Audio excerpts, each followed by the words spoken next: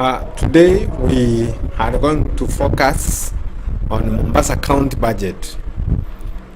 This information we have received it from the Citizen Budget 2018-2019, which is the current financial year, as indicated in the Mombasa County website.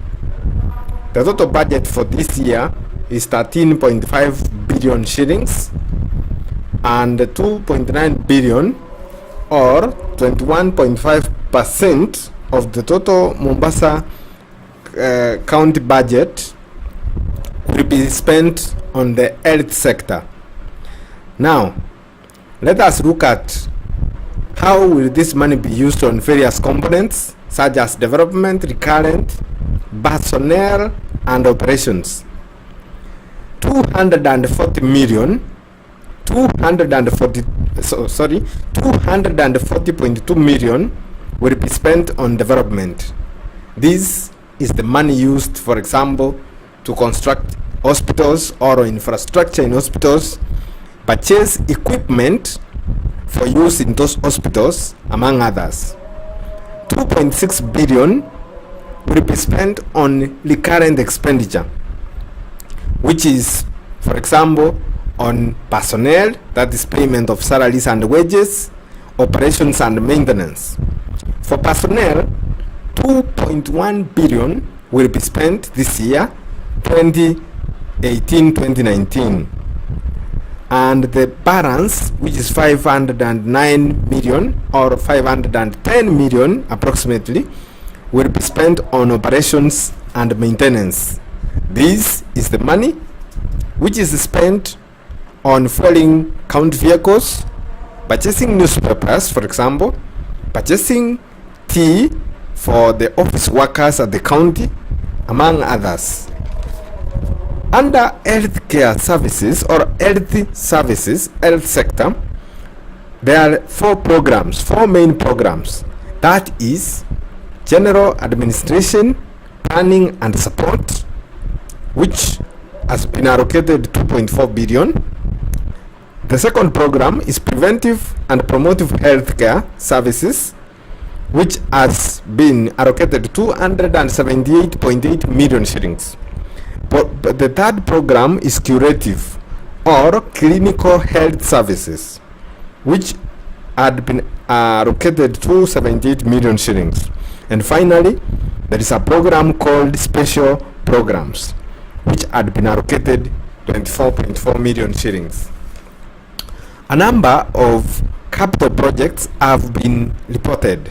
One, they planned to equip 3 30-bed hospitals at a cost of 55 million. Then, number 2, they plan to improve drainage systems. 4 facilities in Magongo, Maweni, Siwarangombe and Mufita at a cost of 5.5 million. They plan to purchase 1 fan for CHMT supervision, whatever it is, at a cost of 6.5 million. And then purchase 3 double cabin vehicles for public health department at a cost of 16.5 million. And finally, they want to construct microwave warehouse at Port Louis at a cost of 18 million.